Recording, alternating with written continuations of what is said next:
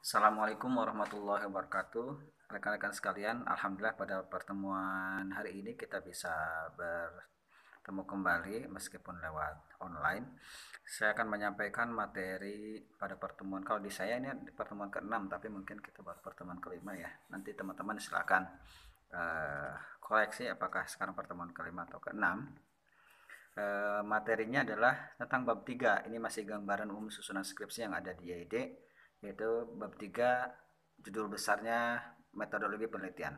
Nah, di dalam metodologi penelitian ini, bagian skripsi yang ini, saya sebutkan dulu beberapa aspeknya atau komponennya. Yang pertama adalah susunannya ya. Susunannya yang pertama itu jenis dan metode penelitian. Jadi ada poin itu di metodologi, bagian awalnya adalah jenis dan metode penelitian. Misalkan jenis penelitiannya kuantitatif, jenis atau pendekatannya kuantitatif, kemudian metodologinya apa? Apakah metodenya metodenya menggunakan eksperimen ataukah metode korelasi atau metodenya deskriptif dan lain sebagainya. Kalau penelitiannya kualitatif lapangan, biasanya misalkan jenis penelitiannya kualitatif lapangan, kemudian metodenya misalkan deskriptif.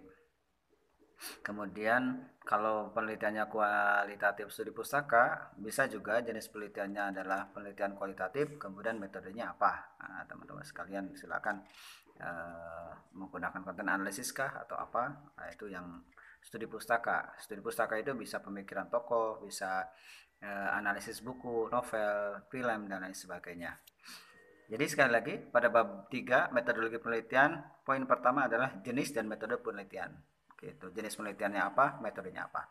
Kemudian yang kedua, yang kedua ini adalah poin yang kedua di metodologi itu waktu dan tempat penelitian. Nah, waktu dan tempat penelitian ini diisi dengan misalkan waktu penelitiannya dari bulan apa sampai bulan apa. Nah, upayakan itu betul-betul real yang terjadi di lapangan. Maksud real itu misalkan kita penelitian dari bulan April atau bulan Mei sampai dengan bulan Oktober 2021 misalkan. Nah, itu sudah jelas begitu. Jadi penulisan waktu penelitian itu upayakan memang dari awal pengajuan judul juga saya kira sudah termasuk mulai waktu penelitian. Jadi tidak ketika ngambil data aja. Kadang-kadang ada beberapa teman-teman yang lain ketika menuliskan deskripsi itu misalkan hanya 1 bulan, dari bulan Juni sampai Juli, begitu. Idealnya kan penelitian itu tidak singkat begitu. Jadi misalkan dari bulan April atau bulan Mei sampai dengan bulan September atau Oktober, dituliskan sampai dengan selesainya penulisan skripsi atau penyusunan skripsi. Itu waktu penelitian. Boleh nanti teman-teman ditambahkan dengan tabel, boleh. Nah, setelah waktu penelitian itu masih di poin yang sama, ada setting penelitian atau tempat penelitian. Jadi tempat penelitiannya disebutkan di mana. Kalau penelitiannya kuantitatif, tentu biasanya kaitan dengan lembaga pendidikan atau apa, itu disebutkan tempatnya di mana, apakah sekolah atau pesantren. Berikutnya juga kalau penelitian kualitatif lapangan juga disebutkan setting penelitiannya, lokasinya di mana. Nah, dituliskan. Kemudian dituliskan juga alasan memilih lokasi itu.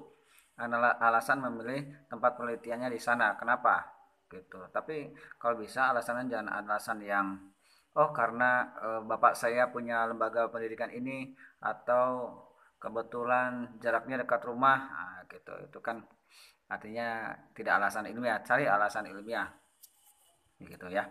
Kemudian itu tadi setting penelitian, waktu dan tempat ya, waktu penelitian, kemudian tempat penelitiannya. Pak, bagaimana kalau penelitiannya adalah studi pustaka? Nah, kalau penelitian studi pustaka tidak perlu ada waktu dan tempat penelitian. Boleh waktu, bolehlah ada waktu penelitian, tapi tempat penelitian tidak usah. Jadi nanti teman-teman misalkan penelitiannya adalah analisis novel, analisis buku atau analisis film, disebutkan tempatnya di mana. Itu tempatnya misalkan di kosan, kan itu tidak mungkin dituliskan seperti itu. Jadi untuk penelitian studi pustaka, kajian tafsir, analisis buku, tidak perlu ada tempat penelitian. Yang mungkin ada adalah waktu penelitian. Berikutnya adalah poin yang ketiga, ini masih dalam metodologi penelitian, yaitu sumber data. Sumber data penelitian. Bagi penelitian kualitatif lapangan dan juga kualitatif studi pustaka, poin yang ketiga ini namanya sumber data penelitian. Saya ulang. untuk penelitian kualitatif lapangan dan kualitatif studi pustaka, poin yang ketiga ini berisi sumber data. Sumber data dibagi dua, ada sumber data primer, ada sumber data sekunder. Nah, untuk penelitian kualitatif studi pustaka, sumber data primernya yang betul-betul buku, tafsir, atau apa namanya,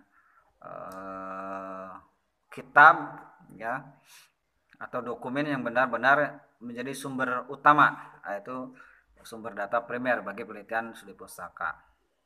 Kemudian untuk penelitian yang sekundernya silakan nanti jurnal-jurnal yang terkait atau artikel yang terkait dengan penelitian dan lain sebagainya sebutkan. Kemudian sumber data primer untuk penelitian kualitatif lapangan, sumber data primer untuk penelitian kualitatif lapangan itu disebutkannya misalkan kalau di lembaga pendidikannya sekolah bisa dari kepala sekolah, kemudian wakil kepala sekolah, berikutnya ada tata usaha, guru, siswa, orang tua, dan lain sebagainya. Kalau pesantren mungkin kiai, santri, ustadz, dan lain-lain.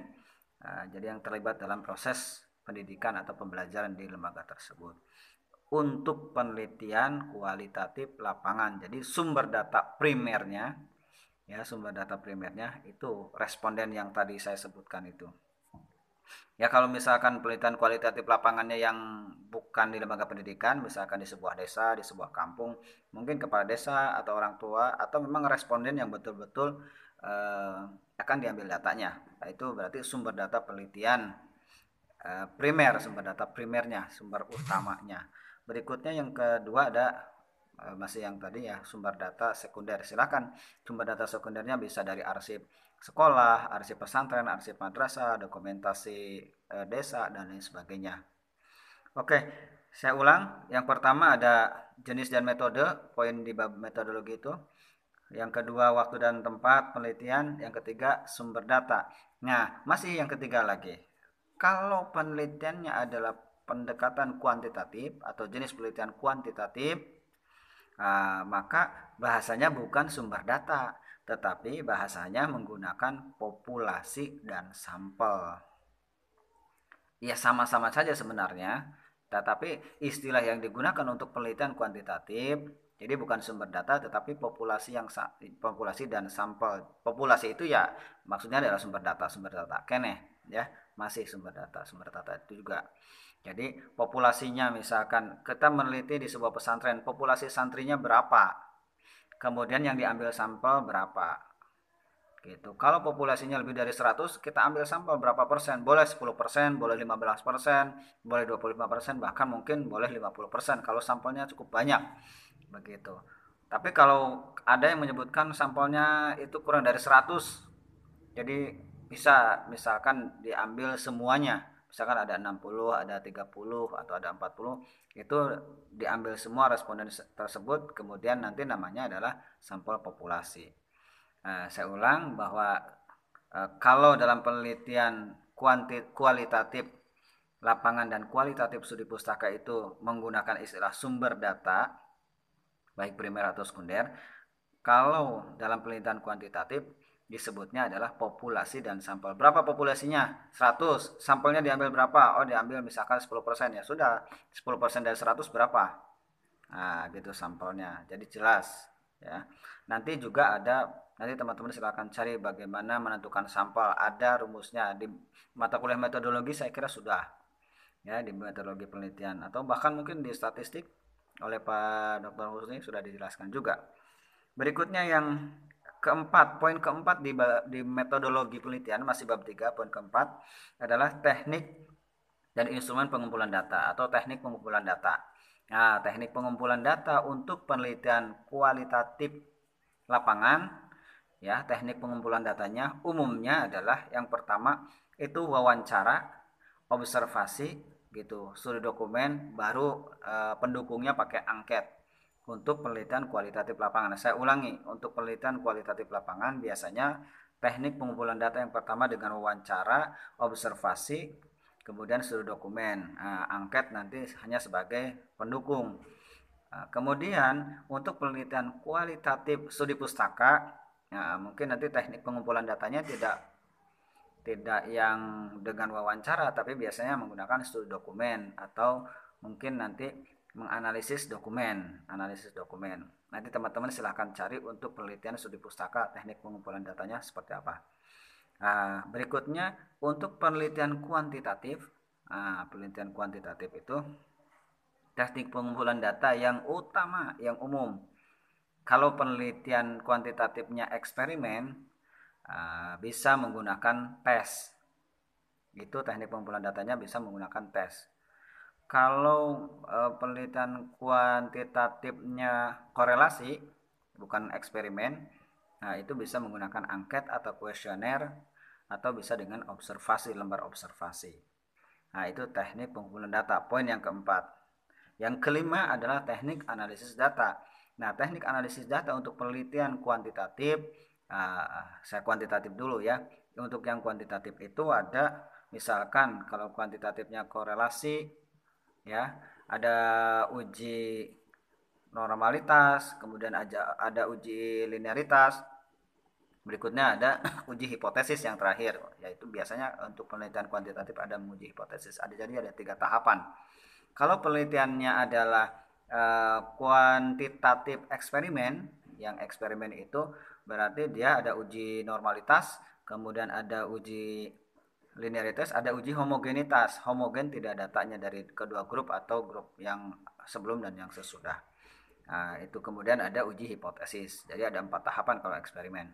Nah, berikutnya ada teknik analisis data penelitian kualitatif lapangan. Nah, untuk kualitatif lapangan ini biasanya teknik analisis datanya ada reduksi data, ya, ada koleksi data, kemudian reduksi data, display data, dan verifikasi data. Saya ulang, ini mungkin agak terbalik-balik untuk yang penelitian kualitatif lapangan.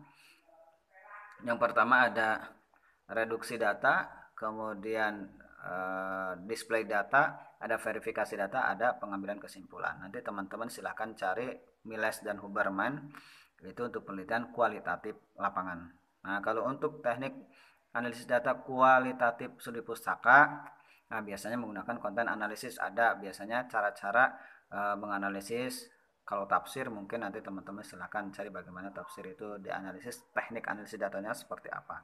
Saya kira itu ya materi pada pertemuan hari ini. Teman-teman silahkan pelajari ini materi ini. Kemudian kalau tidak kalau ada yang kurang paham silahkan bisa tanyakan di kolom komentar. Kemudian cari juga literatur-literatur lain.